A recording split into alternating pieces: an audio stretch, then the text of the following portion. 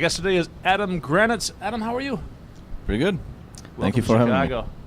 Yeah, thank you for having Where are me. you from originally? I am from Budapest, Hungary. Budapest, Hungary. Come a long way to be here. Thanks for coming. Yeah. Well, thanks for What do you having do us. in Budapest? Well, we do F#. We have a small consultancy specialized in F#, Mm-hmm. and we build full stack F# web applications and mobile web applications for customers. You were telling me about your web application development with F#, and I wasn't surprised to see that you're building back-end processes with F#, but you're actually building front-end inside That's the right. browser, writing F# code. Tell me about that. Yeah. So we definitely believe that writing the client-side code in F# makes a lot of sense, since you are interacting with F# on the server side. Okay. So to exchange data between the client and the server, it's a natural choice to use the same representation, same language, same framework.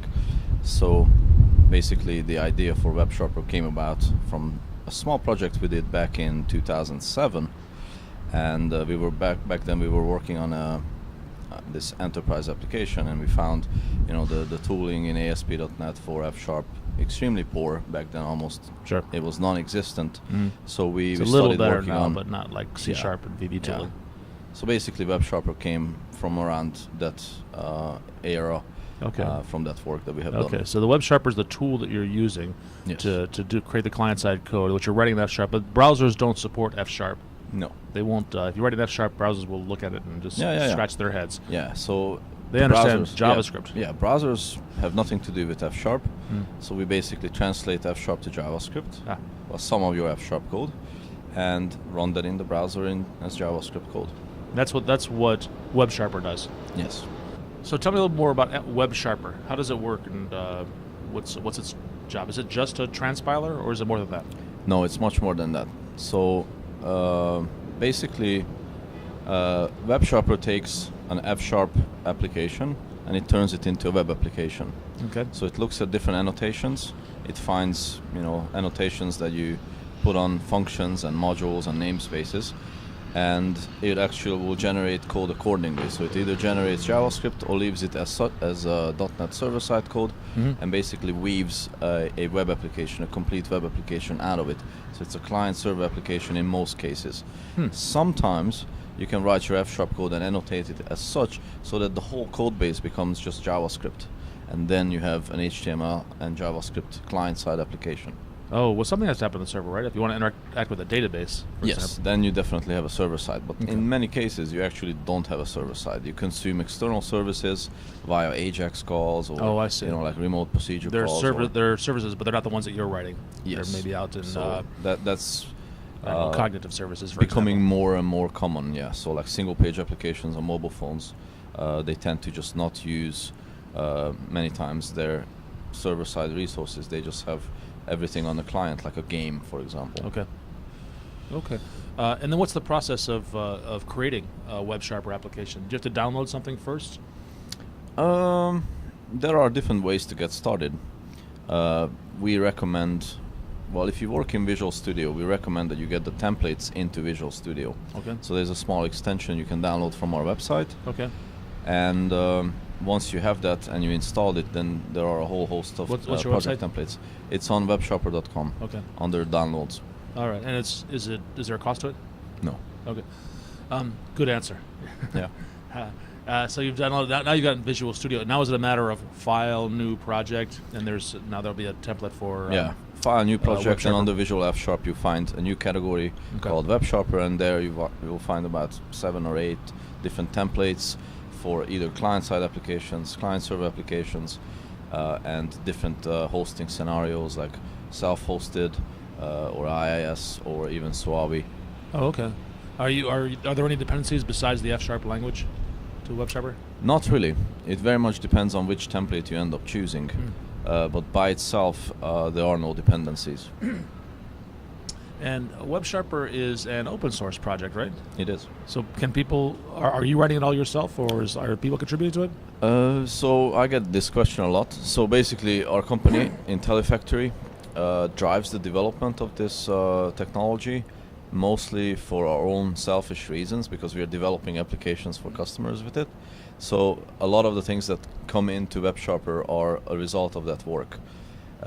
And we release this to the public as an open source project, and many people see that. Lots of companies use it, and they start to contribute. So we have quite a few contributors at this point, and they have done an amazing amount of work. And it's not just finding and fixing bugs. It's actually like using it in different contexts and coming up with things that would be needed. So I would say at this point, the code base not only is feature-wise almost complete and very widespread and covers a lot of different use cases and areas, but it's also had been used and proven by many people. So it's not something that you will likely run into any kinds of issues. As you're building these applications, have you run into challenges for scalability or performance that particularly in the transpiled JavaScript? I'm always a little suspicious of when I'm writing code in one language and it's very easy to generate some other language, and then the code itself, I look at it, I think that's not the way I would write it.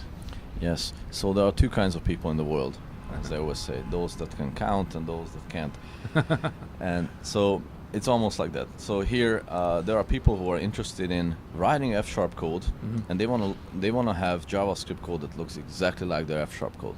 Yeah. And okay. and they become very like they're looking for the elegance in the generated code. And then there are people who say, I understand that F# is a much higher level language than JavaScript, and I'm able to do a lot of things that I'm not able to do in JavaScript directly.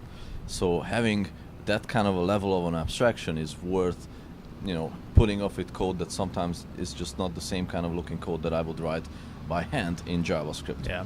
So a lot of us, actually, I'm on the second camp. Okay. I hardly ever look at the generated JavaScript code. Right. I'm usually happy with the performance. I guess that's my point. Is I said that the way I would write it, I'm less concerned about the way I would write it, but is it performant? Is it scalable? Is it functional? Those sorts of things. So it's so normally it's a very simple process. I mean, a typical F# expression looks nearly the same in JavaScript. Okay. More of the interesting cases arise when you start using these higher level constructs that we had built in F#. The things that exist in F# but don't exist in JavaScript. Yes. So a lot of the project, a lot of WebSharper is actually not about the compiler anymore. It's about building web abstractions to represent different chores as a web developer. Okay. So we have sitelets and pagelets and flowless, formlets, etc. All these. These are concepts that are in WebSharper. Yeah, these are concepts that you end up using as a developer. That abstraction. Yes, and you definitely will find that they make you extremely productive. In many cases, they totally change the way you think about writing web applications. And when you look at the code, it's a very beautiful and elegant code. And at the other end, when JavaScript comes out, it's typically an order of magnitude more code just to represent the same in JavaScript. So that's the point where you realize you shouldn't want to write this in F#, nor should you ever be trying to get F# code and JavaScript look the same, right. Because conceptually there's a whole lot more that you can get from writing it in F#. Very nice. Where can people learn more about WebSharper? Well, they can always go to the website. It's websharper.com. Okay.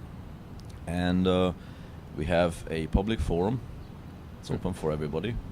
It's also on the website. They can read about WebSharper in several of our books. There's a series called Expert F#. Of which you are the co-author? Yeah, I'm the co-author, and Don Syme and Antonio Cisternino are the other co-authers. Those are pretty smart people. Yeah, those pretty smart people. Don Syme was basically the inventor of F#. Yes, he's the main designer of F#, and he's a big driver in the community. So in the book we have a whole chapter devoted to WebSharper and writing applications, and in the latest edition there's significant amount of new material around this whole thing. And other than that, I think you will find plenty of examples. So on the WebSharper website there are dozens of examples, ranging from small snippets to all the way to almost full applications. And we also built a website that I demonstrated to you guys in the user group meeting, try.websharper.com. This is a place where you can go online and just type directly the F# code and see what comes out. So it's like a playground. That's very little friction. Even if you don't have Visual Studio, you can just open up a web browser and start playing with it. Yes, that's why we built it.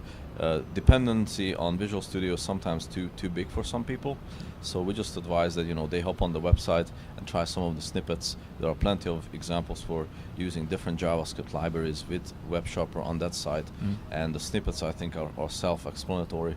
Yeah. Very nice and you said you don't need Visual Studio. You could use like VS Code or Atom or something That's like right. that, correct? So we have integration out of the box for Visual Studio and Xamarin Studio. Okay. So these are the two main editors. And then we built our own custom IDE, an online IDE called CloudSharper, which had been put on the back burner for a while, but we're picking it up and we have some really big plans for CloudSharper.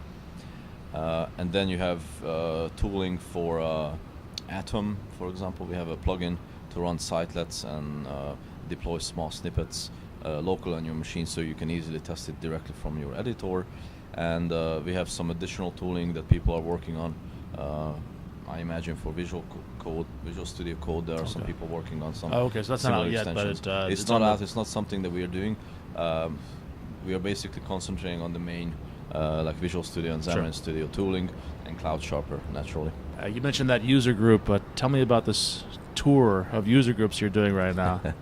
Well, it's not really a tour. We are basically here in the U.S. for a month. Yeah. We came for an academic conference in D.C.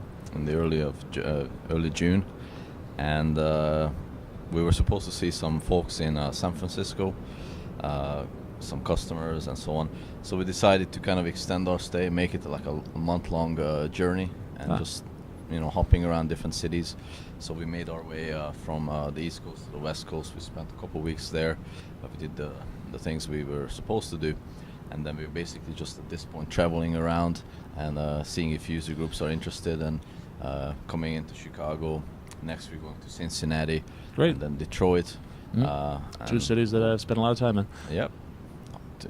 Definitely some places I look forward to visiting. I've been to these places, but not have given talks.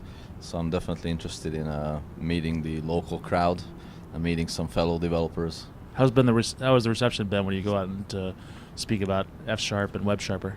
It was pretty good. So the one in DC was an academic talk, so it was part of a conference. So there were a good amount of people, 50 or so, and I really enjoy going to academic conferences, even though it's most of the people are not F#, but still functional programming people. So we get to meet and collaborate with people from that crowd.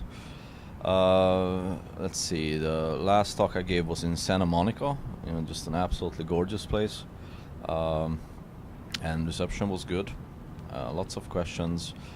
People were very interested. A couple people even promised to hook up later for maybe some opportunities, doing some projects, and some around helping, with F# and WebSharper. Excellent. Well, I'm glad you made it to Chicago. Well, I'm glad you're on my show. Thank you, Adam. Yeah, thank you very much for having me.